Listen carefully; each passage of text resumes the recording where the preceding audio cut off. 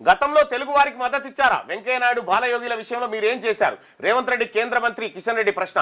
Urea సరఫరా చేస్తే మద్దతు ఇస్తామన్న కేటీఆర్ పై మండిపాటు. రాష్ట్ర మంత్రుల అడ్డగోలు మాటల వల్లే యూరియా సమస్య అని చెప్పి వ్యాఖ్య. రాష్ట్ర మంత్రులది ఏం పోయింది, మీదేం పోయింది? సచ్చేది రైతులు కదా, అంతే. బాగానే ఉన్నారు. మీరు కొట్లాడుకోరు బాగానే ఉంది. కానీ యూరియా అవస్థలు తీరేది ఎప్పుడు? వివిధ జిల్లాల్లో రైతులకు తప్పని తిప్పలు. అవసరం మేరకు యూరియా పంపిణీ లేకపోవడంతో అన్నదాతలు నానా తంటాలు పడుతున్నారు. వృద్ధులు మహిళలు అనే తేడా లేకుండా వేకోజాము నుంచే గంటల తరబడి వేచి చూస్తున్నారు. మహబూబాద్ జిల్లా కురువి ప్రాథమిక వ్యవసాయ సహకార సంఘానికి గురువారం 444 యూరియా బస్తాల లోడ్ వచ్చింది. ఆయా గ్రామాల నుంచి సుమారు 1000 మంది పైగా రైతులు ఉదయమే కార్యాలయం వద్ద బారులు తీరారు. మరిపేడ పట్టణంలో యూరియా పంపిణీలో ఇగో బారులు తీరి కూర్చున్నారు. చూడు, యూరియా బస్తాల కోసం ఇగో ఇది పరిస్థితి. కాదు, బీజేపీని బదనాం చేద్దామని కాంగ్రెస్ అయ్యప్ప అని తెచ్చుకోవాలి. ఇస్తాన్నోళ్ళు మరి ఇయ్యాలి కదా. ఇదేంది ఈడ కాంగ్రెస్ జనంలో బదనం కావాలని బీజేపీ. మీ ఇద్దరి మధ్య మీ ఇద్దరు కొట్లాట జనం సాగుకొచ్చింది.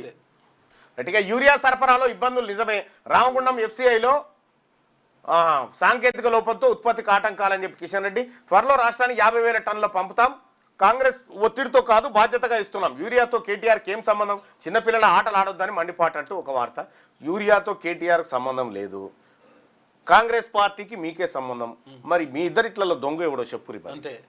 యూరియా రాకపోవడానికి కారణం